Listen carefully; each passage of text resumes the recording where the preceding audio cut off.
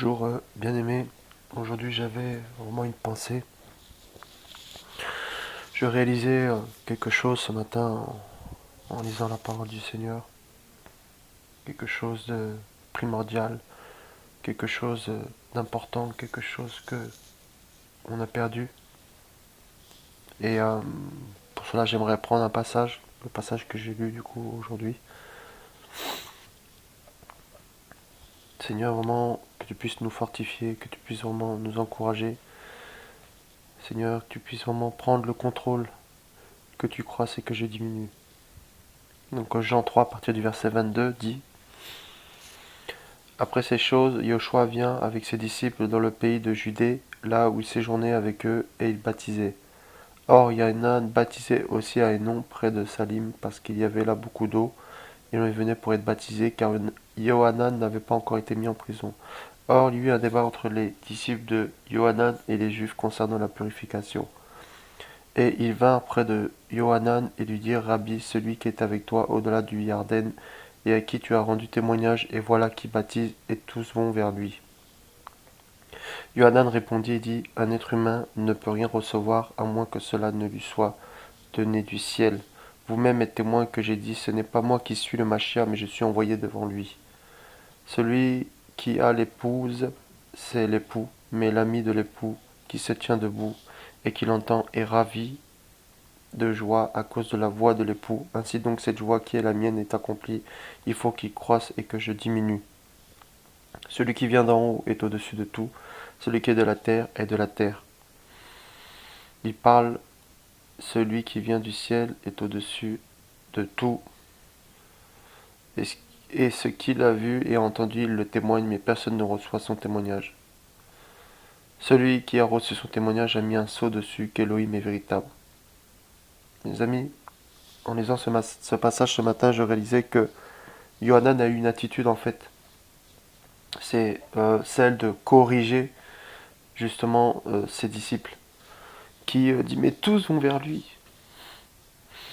Et Yohanan n'a pas dit: oui, mais comment revenez vers moi. Yohanan n'a pas dit: venez vers moi, je vais vous enseigner, venez vers moi, dans mon église, venez vers moi. Non, il les a corrigés en disant que l'épouse est réjouie par la voix de l'époux. Et dans un passage, il dira qu'il n'était pas digne de délier la courroie de ses pieds. Et ici, c'est une image de l'humilité de Yohanan. Il dit que c'est sa joie en fait. La joie, ce qui fait sa joie, c'est pas le ministère. Ce qui fait sa joie, c'est pas de bien prêcher. Ce qui fait sa joie, c'est pas sa connaissance. C'est d'entendre la voix de son époux. Quelles sont nos motivations? Parce que ici, les motivations de Jean étaient éprouvées. Mais il ne s'est pas tourné vers lui-même, parce qu'il reconnaissait que rien ne peut lui venir, hein, il ne peut rien faire sans le ciel, il ne peut rien faire sans le Seigneur, parce que tout vient du ciel. Or, on nous dit que le Fils de l'homme est descendu du ciel, mais que lui, Yohanan, bien entendu, comment il a été rempli dès le ventre de sa mère par le Saint-Esprit, mais il n'est pas né du Saint-Esprit. Donc il pouvait que parler des choses du ciel, mais par la terre, par les choses de la terre. Mais le Seigneur, lui, rend témoignage des choses du ciel parce qu'il était au ciel avant de venir sur la terre. Et donc il trouvait ça bon de les laisser partir vers Yahushua. Il trouvait ça bon qu'ils aillent vers la source. Parce que lui, il pouvait peut-être apporter un petit éclairage, quelque chose, mais il ne pouvait pas réellement, en fait, comment les combler. Celui qui comble, c'est l'époux. C'est l'époux qui comble, mes amis. C'est l'époux. Vous voyez? Beaucoup allaient vers le Seigneur, tout ça parce qu'ils avaient faim, parce qu'ils voulaient de la nourriture. Mais combien en fait vont vers le Seigneur parce qu'en fait simplement ils l'aiment? Souvent on a beaucoup de connaissances, on a beaucoup de choses, et il y a une chose en fait qu'on oublie, c'est la base. La base. La base c'est quoi? C'est que Yoshua Mashiach à la croix s'est sacrifié pour toi, s'est sacrifié pour moi. Qu'il a payé le prix pour que nous soyons sauvés. C'est ça le plus important, mes amis. Ce n'est pas que tu aies un bac+5. Ce n'est pas que Yoshua t'a donné une maison. Non, le plus important, c'est que nous avons la paix et l'assurance que nous allons rentrer au royaume des cieux. Et cette lumière encore ce matin est venue pour m'éclairer encore sur mon cœur, pour dire, mais le plus important, c'est le premier amour. Je peux remarquer qu'avec le temps, lorsque nous avançons avec le Seigneur, nous perdons la simplicité. Et on commence à mépriser les autres. Il y a des personnes, ça fait peut-être 2 semaines, 3 semaines qui sont converties. Mais attention, parce que nous pouvons avoir 10 ans de conversion, 10 ans de connaissance biblique. Mais le Seigneur dira que le royaume des cieux est à ceux qui sont comme les petits-enfants. Et eux, ils sont encore comme des petits-enfants. Mais nous qui avons la connaissance. Mais nous qui avons la connaissance parfois. Est-ce que nous sommes encore comme des petits-enfants? C'est pour ça que la Bible dit que la connaissance enfle. Et que l'humilité précède la gloire. Soyons toujours comme des petits-enfants, malgré que nous connaissons la parole. Quand nous allons lire la parole, faisons comme si nous ne connaissons rien. Lorsque nous présentons le Seigneur, en fait, ne soyons pas dans un esprit de supériorité en disant « moi je connais tout et toi tu connais rien, tais-toi ». Ce n'est pas cette attitude-là qu'il faut pour gagner des âmes. Mais soyons à l'écoute des besoins et des demandes des personnes qui viennent vers nous parce que nous sommes la lumière du monde. Et en tant que lumière du monde, nous devons faire comme Yohanan à 1, voici l'agneau de Dieu qui ôte le péché du monde. C'est ça le message. Il y a quelqu'un qui a payé le prix pour nous à la croix. Son sang a coulé pour que nous soyons sauvés. Et c'est ça le plus important.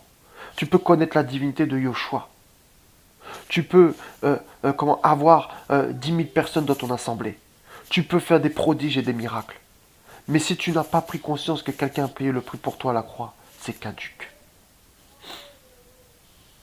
C'est bien beau d'avoir la connaissance, mais nous devons marcher dans l'obéissance. Dans l'obéissance à la parole du Seigneur. Dans l'obéissance.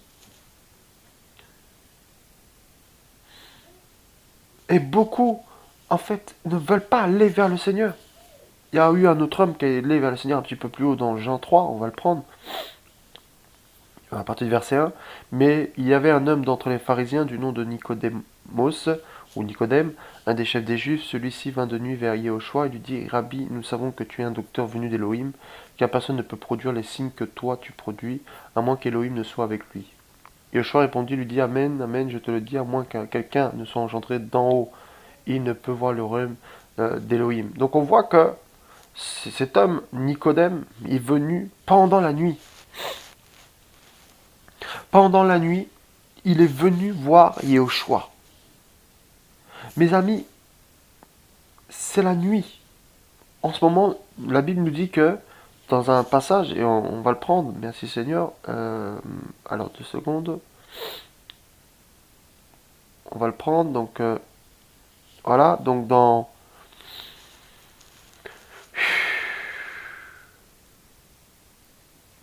Voilà, à partir de Romains 13, à partir du verset 12, nous dit ceci.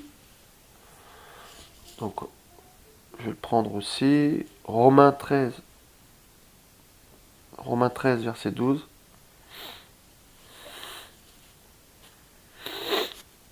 Alors, la parole nous dit, la nuit est avancée et le jour approche. Alors mettons de côté les œuvres de ténèbres et soyons revêtus des armes de lumière. Marchons d'une manière bien haute comme en plein jour, non dans les orgies et les ivrogneries, non dans le concubinage, la luxure sans bride, non dans la querelle et la jalousie. Mais soyez revêtus du Seigneur Yehoshua Mashiach et ne prenez pas soin de la chair pour accomplir ses désirs. Donc vous voyez que nous devons marcher en plein jour. Nous ne devons pas marcher dans la nuit. Dans la nuit. Mais en plein jour. Parce que la nuit, c'est l'ivrognerie, la nuit, c'est la luxure, la nuit, c'est le péché. Et nous voyons que pendant ces temps de ténèbres, justement, c'est là où Nicodème, pendant la nuit, il est venu voir Yehoshua. C'est pendant la nuit, justement, que quand tout va mal, quand ça va pas, c'est là que nous allons vers Yehoshua. C'est quand ça va pas que nous allons vers Yehoshua. Et nous savons que le monde actuel dans lequel on est, nous devons aller encore plus davantage vers Yahushua. Et cet homme reconnaissait que Yahushua était un docteur venu de Dieu, tout ça, mais il pensait qu'en tant que fils d'Abraham, il pouvait avoir accès en fait au ciel. Il pensait qu'il était élu, qu'il avait la promesse, mais le Seigneur va lui dire qu'il faut qu'il naisse d'eau et d'esprit, c'est-à-dire de la parole et de l'esprit. L'eau, c'est celle qui purifie, c'est ce qui purifie, c'est l'image, mais c'est la parole qui nous purifie, lorsqu'on méditons la parole du Seigneur. Et il lui dit qu'il faut naître de cette parole. C'est-à-dire que par cette parole, nos comportements changent, donc c'est une nouvelle naissance, nous changeons. Nous sommes transformés en la même image. Nous changeons complètement. Et il dira que comment que du coup il faut naître d'en haut, naître d'en haut, naître de nouveau, naître de l'esprit.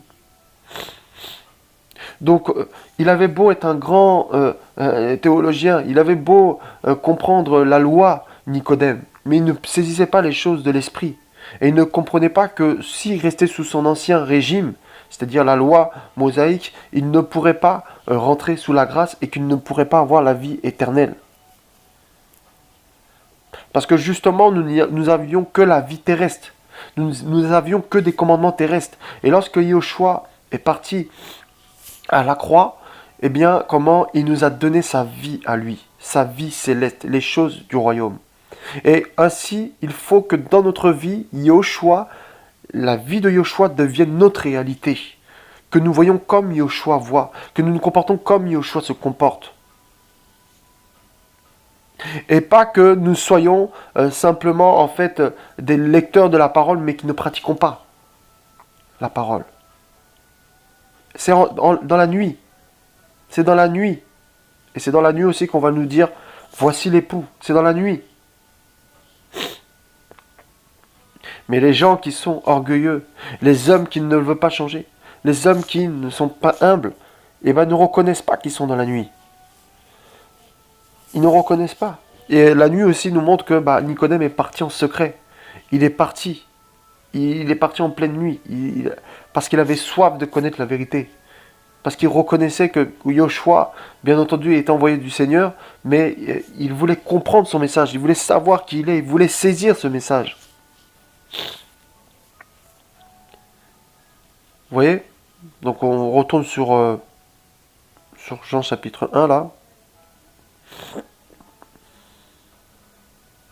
Donc Jean chapitre 1, Jean chapitre 3, excusez-moi, verset 1.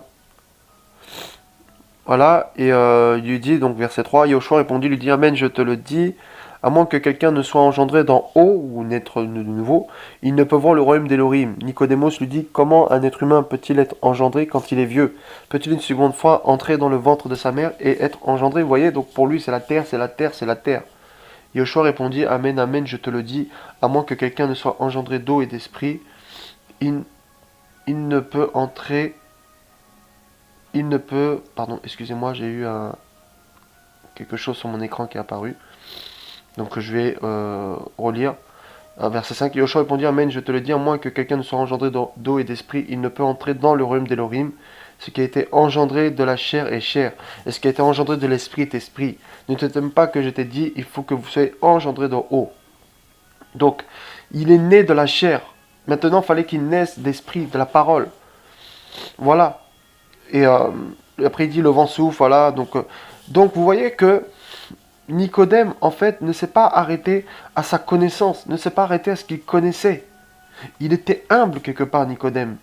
Il s'est laissé enseigner. Et plus tard, dans d'autres versets, on va voir qu'il va défendre le Seigneur, qu'il va dire que, il faut entendre cet homme.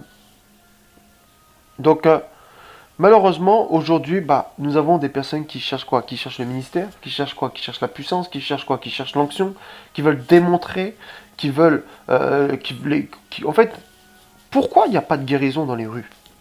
Quand certains prient pour les malades, pourquoi quand vous priez pour les malades, il n'y a pas les guérisons dans les rues? Est-ce que c'est parce que le Seigneur ne... c'est pas parce que c'est impossible? Ou est-ce que c'est parce que vous n'avez pas reçu le don? Ou parce que vous n'avez pas assez la foi? C'est pas ça. Premièrement, c'est parce que quelles sont vos motivations? Parce que lorsque vous priez dans ces gens dans la rue, est-ce que c'est pour que tout le monde vous voit dans la rue? Ou est-ce que c'est réellement pour que Yahushua soit glorifié? C'est la première question. Voilà pourquoi il y a peu de miracles. Parfois, parce que Seigneur ne va pas agir, parce qu'il dit, ah bah non, bah, là je sais que si j'agis avec mon fils, ma fille, là je sais qu'il va se glorifier, il va s'enfler, et ça va le tuer. Donc parfois le Seigneur ne nous donne pas des visions, des songes, des choses, parce qu'il sait que ça va nous tuer. Parce qu'on est content, on dit, ouais, Seigneur, merci, j'ai une vision du ciel. Mais après, regarde, quand tu as la vision du ciel, quel état tu es? Tu crois supérieur à tout le monde. Je me rappelle au début de ma conversion, quand j'avais des visions par rapport au ciel, je croyais trop que j'étais déjà arrivé, que j'étais supérieur. Et je me suis rendu compte au fur et à mesure du temps que j'étais pas le seul. Que pour un chrétien, c'est naturel d'avoir des visions. Il a dit, je répandrai mon esprit sur toute chair. Il n'a pas dit, et que vos fils et vos filles auront des visions. Il n'a pas dit, je répandrai mon esprit sur Florian, il aura des visions. Donc je n'étais pas le seul. Je me suis rendu compte que beaucoup ont des visions et des songes finalement. Mais quand nous sommes nouveaux convertis, tout ça, ou un peu immatures, nous croyons que quand on a des visions, nous sommes exceptionnels, que nous sommes prophètes. Ah, je suis prophète parce que j'ai des visions. Mais non, mon ami, tu peux être juste chrétien et avoir des visions. Tu n'es pas simplement prophète. Ça veut pas dire que tu es prophète. Voilà. Et on se croit supérieur, on croit que nous, voilà, on est plus près du Seigneur que d'autres. Tout ça parce que d'autres n'ont pas de vision, tout ça. Mais non, mes amis, c'est par rapport peut-être à ce que le Seigneur nous appelle, il nous donne des visions, des songes par rapport à ce qu'on doit accomplir. Et quand j'ai commencé à m'enorgueillir comme ça, ben, le Seigneur m'a tout enlevé, toutes les visions, tous les songes. Alors je dis, mais Seigneur, mais pourquoi tu parles plus comme avant? Ben oui, mais mon fils, regarde, tu écrases les autres. Tu crois que tu es supérieur aux autres? Ben je t'enlève les visions, je t'enlève les songes. Je prends 5 mois comme ça. Crier au Seigneur, j'ai l'impression que le Seigneur même m'avait abandonné. Mais malheureusement, aujourd'hui, ben, c'est le cas.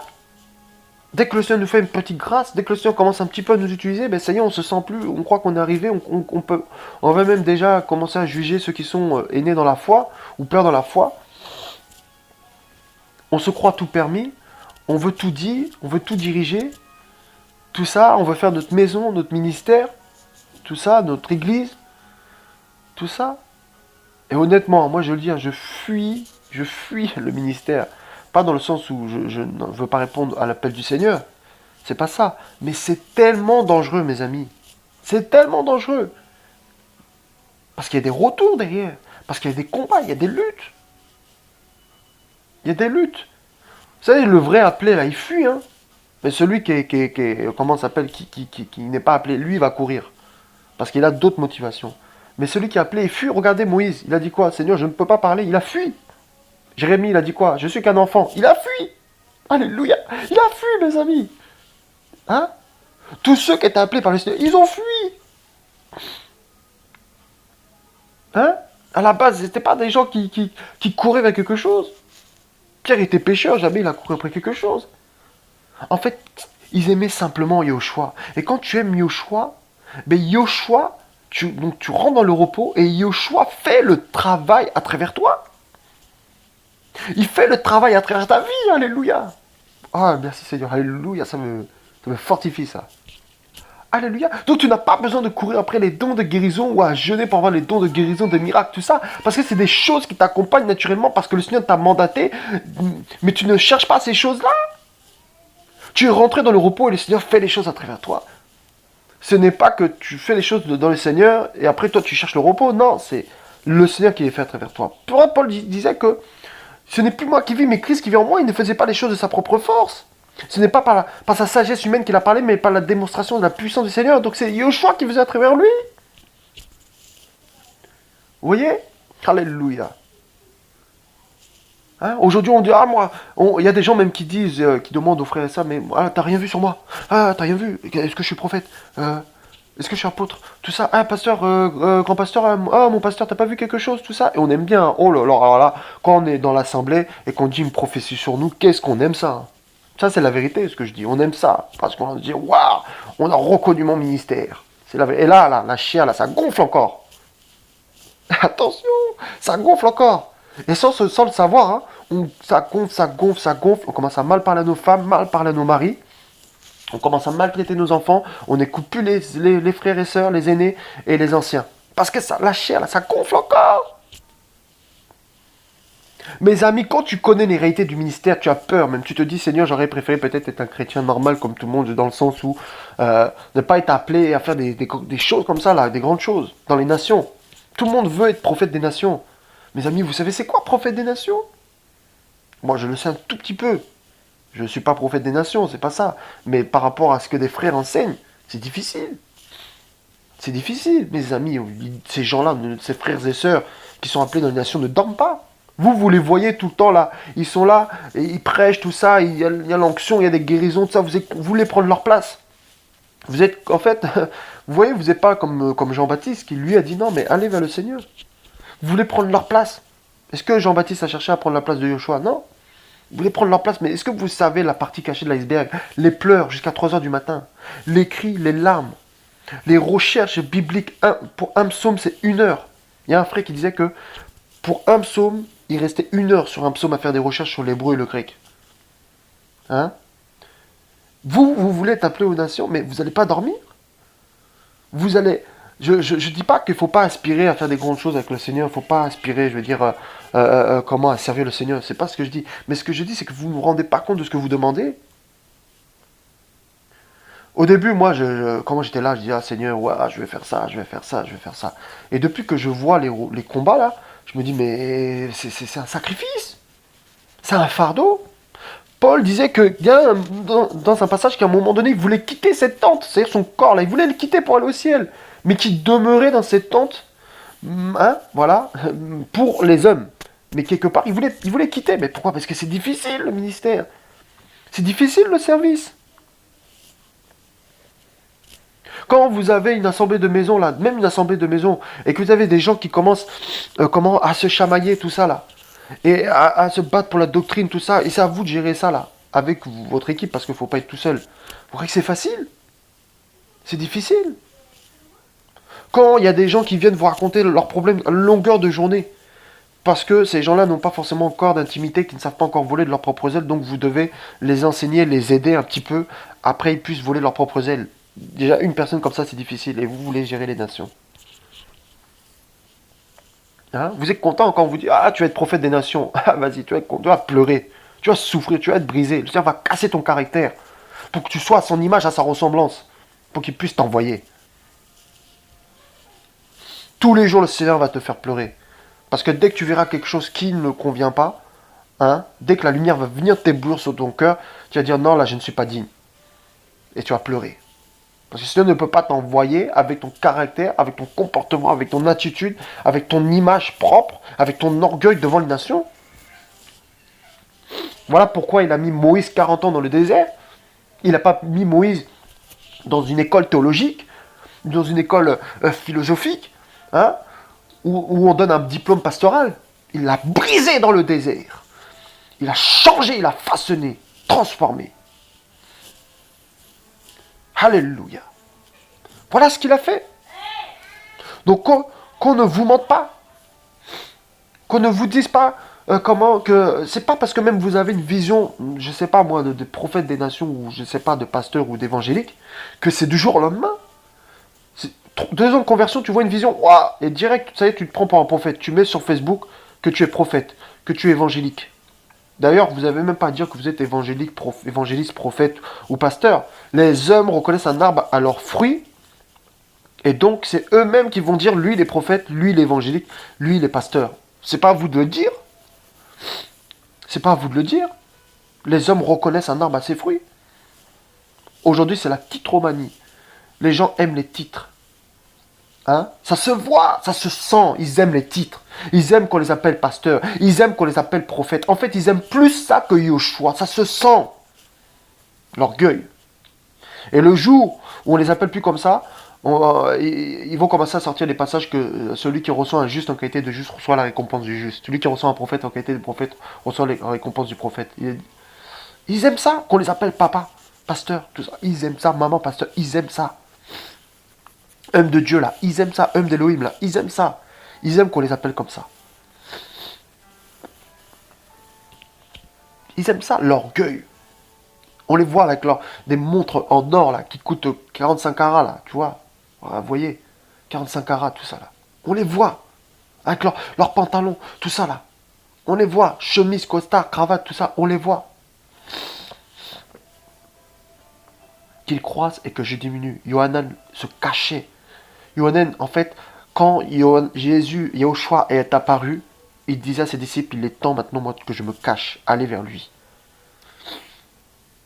C'était le temps qui devait se cacher pour que maintenant Yahushua soit vu, pour que maintenant les hommes aillent vers lui. Le but, ce n'était pas que les gens viennent vers lui, mais vers Yahushua. Regardez quand maintenant les gens disent, voilà, on va faire une offrande pour construire un grand temple. Construire un grand temple. Un grand temple, mes amis, un grand temple. Pour faire quoi? Pour la gloire de qui? Pour la gloire de Yahushua? On croit que parce qu'on est 10 000, le Seigneur va descendre puissamment. Mais non, tu peux être 3, le Seigneur descend puissamment. Vous pouvez être 4, là où 2, 3 se réuniront. Mon nom, je suis au milieu d'eux, il descend puissamment. C'est pas le nombre qui fait que Yahushua va descendre plus fort. Non. Après, c'est sûr qu'il y a, l'onction collective, c'est-à-dire le fait que chacun se sanctifie, tout ça. Donc, voilà, donc il y a une présence qui peut être assez forte, mais le Seigneur fait ce qu'il veut. Hein. Voilà. Donc, vraiment, c'est terrible, quoi. C'est terrible. C'est terrible. Des gens qui courent après le ministère. C'est terrible. Moi, je ne devais pas parler de ça, mais là, je sens que le Seigneur me pousse à parler de ça. Celui qui est appelé, il va se sentir incapable. Il va dire, je ne peux pas, Seigneur. Je ne peux pas. Comment je vais faire, Seigneur? Hein? Comment je vais faire? Avec mes défauts, avec mes fautes? Non, Seigneur, c'est impossible. Comment je vais faire pour toutes ces nations? Il dira quoi? Ma force te suffit. Celui qui est appelé au ministère doute même de son appel. Celui qui est appelé au ministère n'est pas sûr de lui. Il ne sait pas qu'il est appelé. Bien souvent. C'est les hommes qui vont lui dire, mais tu sais que tu es appelé, et après il va prier, le Seigneur va lui confirmer. Voilà. Il va pas dire, moi je suis appelé, venez vers moi. Venez vers moi, non, machin. Hein. Même Moïse, quand il est parti voir, il a dit quoi? Il a dit, qu'est-ce que je leur dirai? Il a dit, mais qu'est-ce que je leur dirai? Il leur dira, tu leur diras que je m'appelle je suis. Donc quand le Seigneur appelle quelqu'un, il lui donne un message. Il lui dit pas, il va pas l'envoyer comme ça sans message précis. Et là, le message qu'il avait donné à Moïse, c'était tu leur diras que je m'appelle je suis, et qu'en gros, le Seigneur avait compassion d'eux, qu'il voulait les libérer, les délivrer de la captivité de l'Égypte. Tu leur diras que je m'appelle je suis. Hein? Il n'a pas dit tu leur diras qu'il faut aller dans tel ministère. Tu leur diras qu'il faut aller voir tel pasteur. Tu leur diras qu'il faut boire telle eau bénite. Il n'a pas dit ça. Il a dit tu leur diras que je m'appelle je suis, la divinité de Yahushua. Il a donné je suis avant qu'Abraham fût je suis. C'est lui je suis. Donc il a donné un message. Et quand il les a sortis, ensuite, il a encore donné la continuité. Il a donné les commandements. Vous voyez, il a donné les commandements à Moïse, les 10 lois, les commandements, ça sur les tablettes, tout ça. Les 10 commandements, tout ça. Et enfin, oui. Donc, vous voyez que maintenant, quand il y a eu ces commandements-là, mais il pouvait maintenant les guider dans le désert.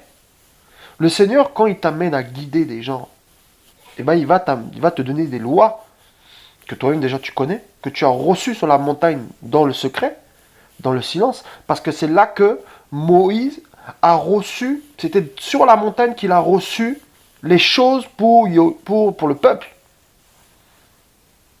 C'est là, dans le secret, dans l'intimité, quand il était seul avec lui. C'était pas au milieu de la foule, dans la distraction. Il devait monter sur la montagne. Et le Seigneur lui a donné les tables de la loi pour le peuple qui devait guider vers Canaan, c'est-à-dire vers le ciel. Parce que nous sommes étrangers, voyageurs sur la terre, donc comme dans un grand désert. Quand le Seigneur t'appelle, est un berger, un conducteur, il te donne des lois. Il te donne une révélation que tu as sur la montagne, dans le secret, dans le silence. Et quand tu sors maintenant, que tu descends de la montagne, qu'est-ce qui s'est passé? Ils ont vu la gloire sur le visage de Moïse. ils ne pouvaient plus le fixer. Quand tu descends de là, les hommes ne peuvent plus te fixer. Les hommes ne peuvent plus te regarder. Les hommes ont la crainte du Seigneur quand ils te voient. Parce qu'ils voient les lois dans ta vie. Alléluia. Ils voient la gloire dans ta vie. Et ils voient que tu respectes les commandements du Seigneur. Et les hommes qui te méprisaient, les hommes qui ne te voyaient pas, les hommes qui disaient, lui, non, laisse tomber, disent, non, là, il y a quelque chose. Et ils ont suivi Moïse. Mais ils ne pouvaient pas le fixer, ils devaient mettre un voile devant son visage. Quand tu descends de la montagne, quand tu descends de là où tu as eu la révélation, tu es un homme transformé, un homme changé, que les hommes voudront suivre. Et ce n'est pas le fait que tu parles bien qui te suivront. Ce n'est pas le fait que tu es un orateur qui te suivront. C'est un fait que tu as l'onction du Saint-Esprit sur ta vie. C'est le fait que Yoshua t'a mandaté, le fait que Yoshua t'a oint. Ce n'est pas le fait que tu dises que tu es un titre, que tu es pasteur, que tu es prophète, que tu es évangélique. Ce n'est pas parce que tu dis que tu es prophète que tu es prophète. Tu dois être mandaté. Ce n'est pas parce que tu dis que tu es évangéliste que tu es évangéliste. Tu dois être mandaté. Tu peux parler, mais si le mandat n'est pas là, les gens ne te suivront pas. Parce que ceux qui suivent, ce n'est pas toi, c'est celui qui est en toi. Quand la Bible dit nous sommes la lumière du monde, ils ne suivent pas notre propre lumière, parce que notre propre lumière, c'est notre propre sagesse, notre propre intelligence, qui ne sert à rien. Mais ils suivent une lumière qu'ils n'ont jamais vue, c'est la lumière de Yoshua que nous portons. N'oublions pas que ce n'est pas nous qui sommes responsables de cette lumière, mais cette lumière, nous la portons devant les nations. Nous sommes ministres d'Elohim. Ministre d'Elohim. Oh, alléluia. Quand il a mandaté Jérémie, il a dit, je ne peux pas, je ne suis qu'un enfant. Mais il a dit, tu iras et tu diras tout ce que je te dirai. Arrachez, détruisez et plantez. Il lui a donné un message. Arrache, déracine et plante. Il lui a donné un message. À chaque fois qu'il envoyait un homme, une femme, il lui donnait un message. Alléluia. Noé, il a donné un message. Il a dit aux hommes, rentrez dans l'arche. Ils n'ont pas cru. Il avait une intimité, il était intègre et droit. Il lui a donné un message. Est-ce que Noé s'attendait à construire ce grand bateau? Est-ce que Noé s'est dit un jour, tiens, je vais construire moi-même le bateau? Non, ou l'arche. Non. C'est le Seigneur qui l'a mandaté. Et parce que le Seigneur l'a mandaté, le Seigneur a pourvu. Le Seigneur lui a donné le matériel qu'il faut. Quand il a mandaté Moïse, il a donné le matériel qu'il faut. Il ne court pas après les dîmes des gens. Il ne court pas après les offrandes. Parce qu'il a mandaté, le Seigneur a pourvu aux besoins qu'il fallait pour construire le tabernacle. Si le Seigneur t'a mandaté, il pourvoira.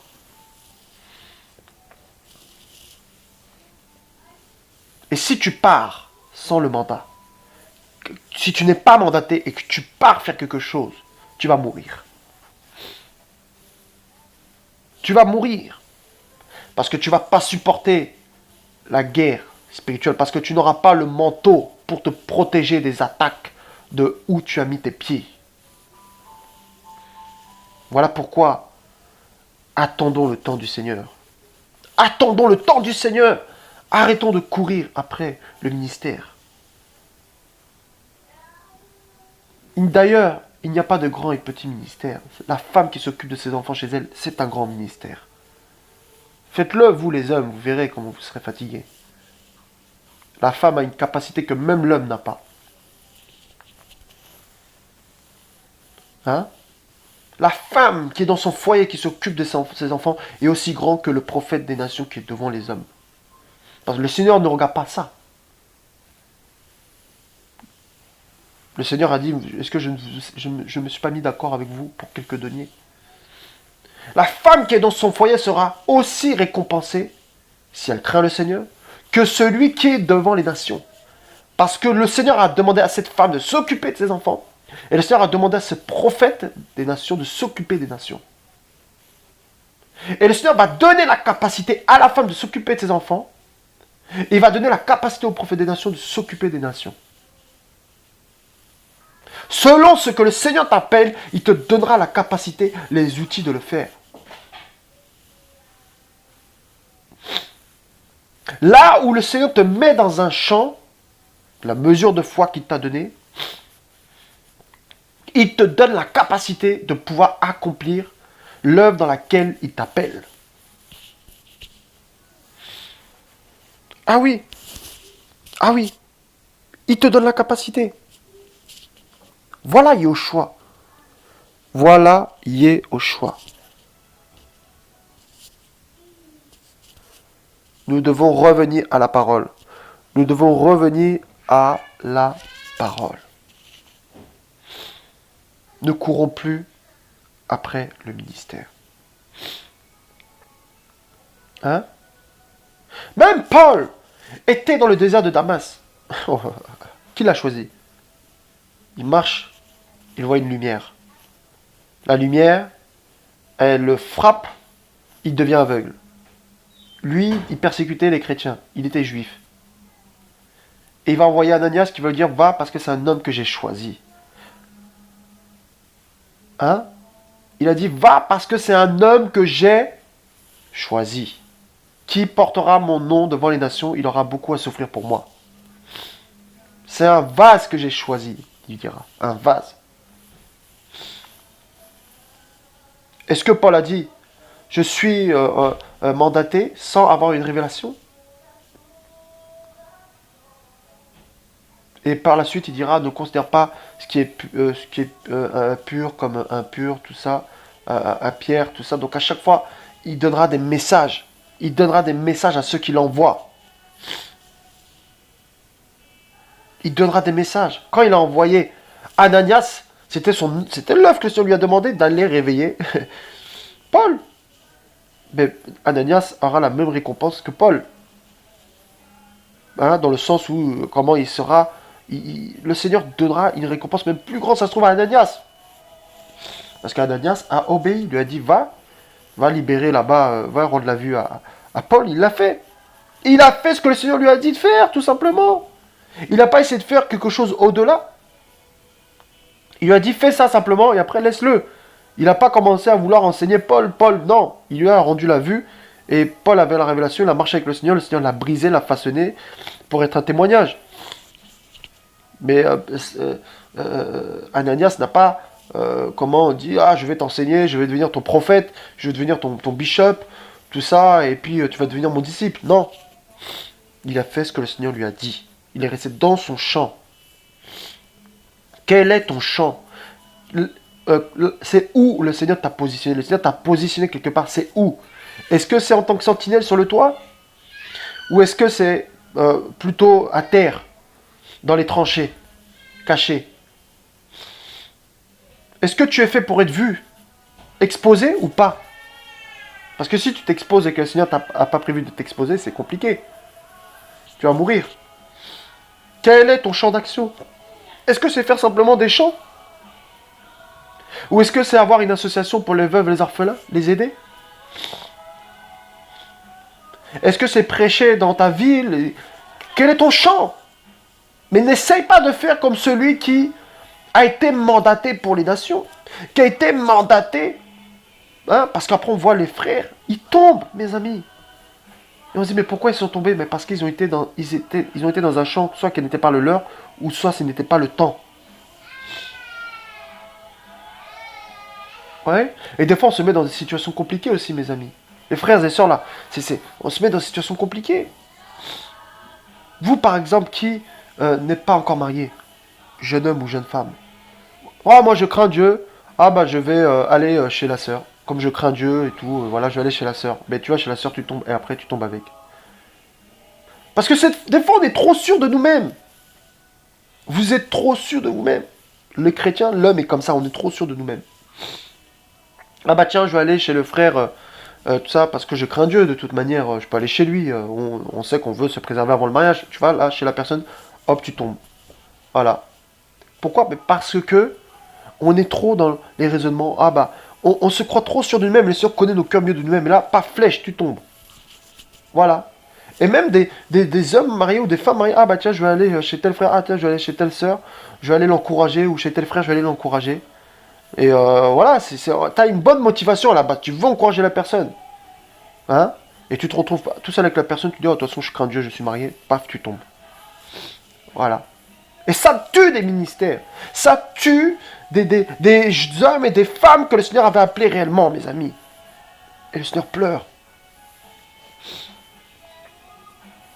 Pourquoi? Parce qu'on ne veille pas. Ah, attention, je crains le Seigneur, je peux faire ça, je peux faire ça. En fait, on méprise, je dirais, Satan. Je ne dis pas qu'il faut aimer Satan. Je ne dis pas qu'il faut dire qu'il est plus puissant que Elohim. Elohim est plus puissant que lui. Mais je dis qu'on le méprise dans le sens où on oublie que dans le jardin, hein, il était là. Et qu'il a eu le temps de sculpter l'homme. Et qu'il connaît l'homme. Il sait les désirs de l'homme. Il connaît pas les cœurs de l'homme. Il ne connaît pas les pensées de l'homme. Mais il sonde, il le sait. Il sait ce qui l'attire. Il connaît les armes avec lesquelles il peut faire tomber les hommes. Et souvent on dit, ah, Satan c'est un petit démon, voilà, donc comme c'est un petit démon, Yoshua est plus fort, il nous a rendu victorieux. Ben oui, mais à condition que nous restions dans sa victoire. À condition que nous restions dans sa victoire.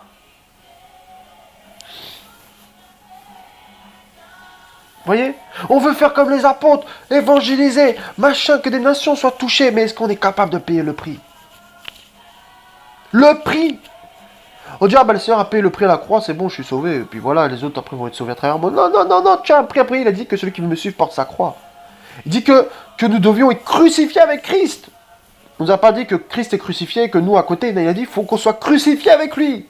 Et parce qu'on est crucifié avec lui, nous sommes ressuscités avec lui. On l'oublie souvent. Et crucifié, c'est les mains, c'est les pieds, hein, et la couronne d'épines, c'est tout. C'est tout le corps. Ce n'est pas juste une partie. Tu donnes tout au Seigneur. C'est pas juste une partie. Tu donnes toute ta vie.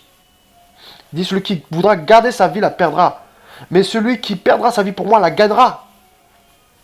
C'est toute ta vie que tu dois donner. C'est pas une partie.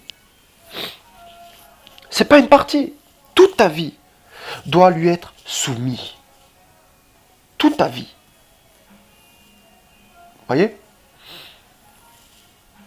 Mais non, nous voulons garder encore des petites choses, des petits péchés mignons, des petites choses dans le secret, tout ça que personne ne voit, tout ça là. Et puis, voilà. Mais toute notre vie là, c'est compliqué. Mais comment le Seigneur va pouvoir faire son œuvre? Comment le Seigneur va pouvoir, en fait, gérer nos vies si nous avons encore un peu de notre vie? Celui qui marche par l'esprit n'accomplit pas les désirs de la chair. Comment voulez-vous accomplir l'œuvre du Seigneur si nous marchons par la chair? Parfois, nous avons des motivations, c'est notre zèle à nous. C'est parce qu'on a été rejeté des hommes et donc on va faire le ministère pour que tout le monde nous voit. Voilà. Et dès que le Seigneur va nous donner un peu d'autorité, on va commencer à écraser les autres. Pourquoi? Parce qu'on n'est pas guéri dans le cœur. C'est la vérité. C'est pour ça que le Seigneur doit nous briser avant de nous donner une autorité, de nous donner une position. Parce que sinon on va tuer les âmes avec. On va contrôler les âmes. On va les faire souffrir comme on a souffert dans le passé. C'est pour ça que le Seigneur nous guérit bien en profondeur, bien comme il faut. Parce que si on a un soupçon d'orgueil, on va s'en enfler, on va oublier les principes du royaume. Et quand on oublie les principes du royaume, on commence à s'égarer. Jusqu'à même, il y en a certains qui commencent à vendre les choses du Seigneur. Alors qu'ils prêchaient qu'il ne fallait pas les vendre. Certains qui font des alliances avec des hommes, alors que ces hommes-là, ils les dénonçaient. Pourquoi? Parce qu'à un moment donné, on oublie les principes du royaume. En fait, quand on commence à grandir avec le Seigneur, c'est une bonne chose. Et je me rappelle au début de ma conversion, le Seigneur m'a dit, plus je t'élèverai, plus je te briserai. Et je ne comprenais pas. Et aujourd'hui, je le comprends. Parce que quand le Seigneur t'élève, il est obligé de te briser. Parce que s'il ne te brise pas, tu vas croire que c'est toi qui fais tout. Et au bout d'un moment, tu vas te rendre compte, c'est comme un ventilateur, mais qui n'est plus branché. Que ça tournait, l'onction là, ça tourne. La présence du Seigneur, mais au bout d'un moment, ça s'arrête. Pourquoi? Parce que ce n'est plus branché. C'est pour ça qu'il faut être branché chaque jour au Seigneur. Un petit peu. Au moins chaque jour. Si tu n'as pas le temps, prends un petit temps, au moins chaque jour avec le Seigneur. Et si tu ne restes pas au pied du Seigneur lorsque tu es devant les hommes, eh bien, qu'est-ce qui va se passer? Tu ne vas pas voir. Parce que c'est dans la prière et dans la méditation que le Seigneur va te montrer l'état d'âme des gens qui s'approchent de toi pour être dans l'œuvre pour laquelle le Seigneur t'a appelé. Et si tu n'es pas au pied du maître, tu vas voir tout le monde tout beau, tout rose, tu vas te faire avoir par des Sambala, des Tobija. Donc, nous devons, alléluia, comment, sans être au pied du maître, demander l'état d'âme de chaque personne, de savoir tout ça, pour que le Seigneur nous montre que s'il y a des pièges qui veulent venir là-dedans, l'œuvre que le Seigneur nous a appelée, que nous puissions voir. Sinon, on ne va rien voir et on va être piégé. Il faut aussi que ça aille bien dans ta famille, avec ta femme, tes enfants ou ton mari, tout ça. Parce que si ça ne va pas dans ta famille, mais le jour maintenant où on va t'envoyer une sirène, si ça ne va pas avec ta femme, mais tu vas tomber avec la sirène. Parce que ça ne va pas avec ta femme. Donc il faut d'abord que ton foyer soit correct, que ça aille bien. Comme ça, le jour où cette tentation arrive, cette force qui est puissante de Satan quand même. L'esprit des sirènes est terrible, hein, mes amis. Tu puisses résister, parce que non seulement tu aimes le Seigneur, mais parce que aussi tu n'as aucune idée de vengeance dans la tête, ou idée de manque de pardon, ou de représailles, ou des pensées bizarres par rapport à ta femme. C'est pour ça qu'il faut la paix avant d'aller évangéliser, avant d'aller prêcher. Il faut la paix avec ta famille, avec ta femme, ton mari. Si on ne prend pas soin des siens, comment allons prendre soin de l'église du Seigneur? Le B.A.B.A. Les bases. Les bases, mes amis. Vous voyez? Il ne faut pas être trop sûr de nous, en fait. Oui, le Seigneur nous donne un esprit d'assurance, mais dans le sens, il ne faut pas être trop sûr de nous, de se dire, ça, je suis tellement fort que je peux me permettre de faire n'importe quoi. C'est-à-dire d'aller n'importe où, de me mettre dans telle situation, d'aller dans tel pays en guerre. Parce que si le Seigneur ne t'a pas envoyé, il ne va pas te protéger. Frère, quand Israël est parti avec l'arche, mais que celui qui est avec l'arche n'était pas avec eux, l'arche a été prise. Et ils ont perdu. Israël a perdu. Il fallait qu'ils se repentent et qu'ils restaurent leur relation, hein, pour que de nouveau ils aient la victoire. De nouveau ils aient la victoire. Hein? Donc tu peux vouloir dire, tiens, je pars avec Yoshua, mais Yoshua n'est pas avec toi.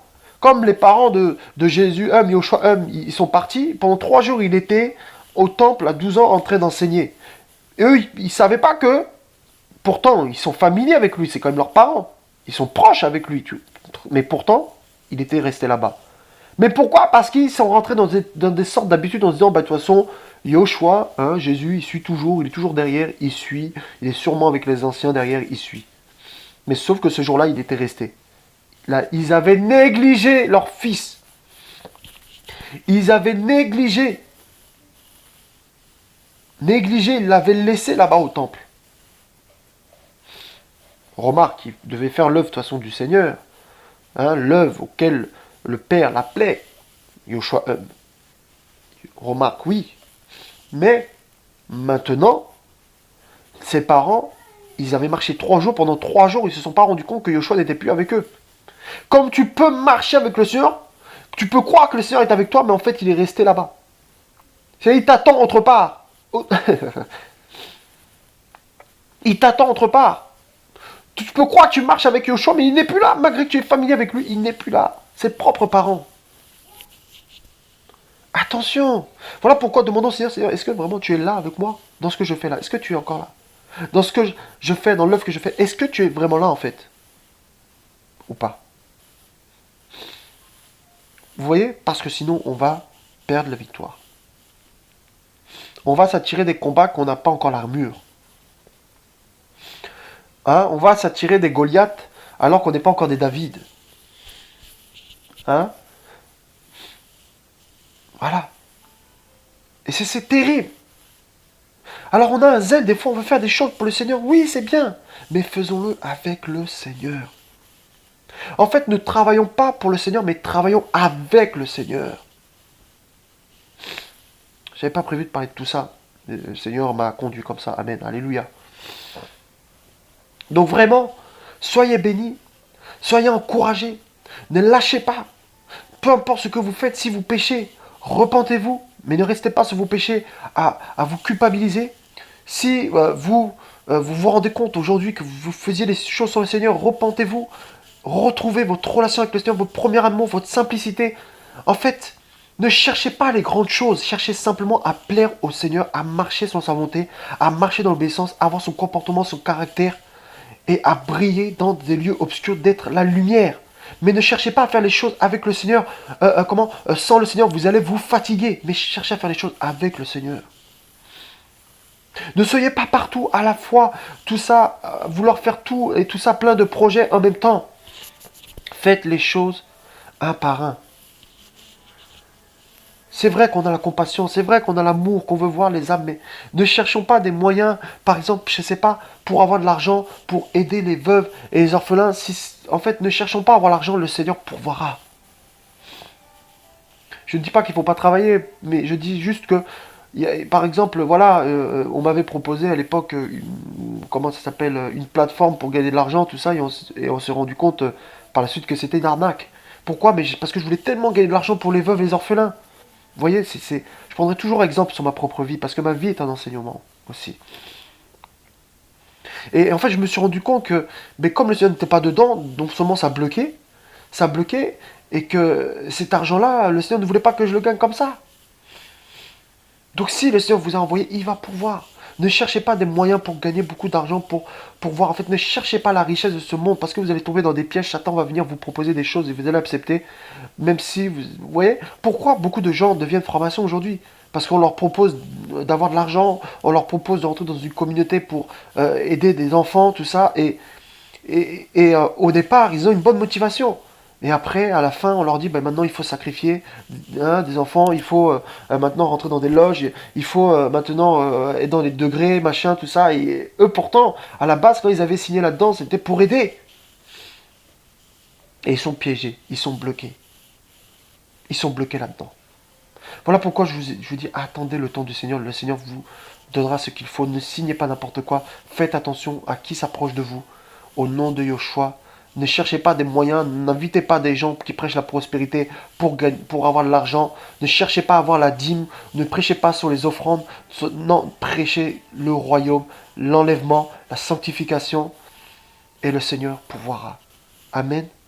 Soyez bénis, bien-aimés. À la prochaine.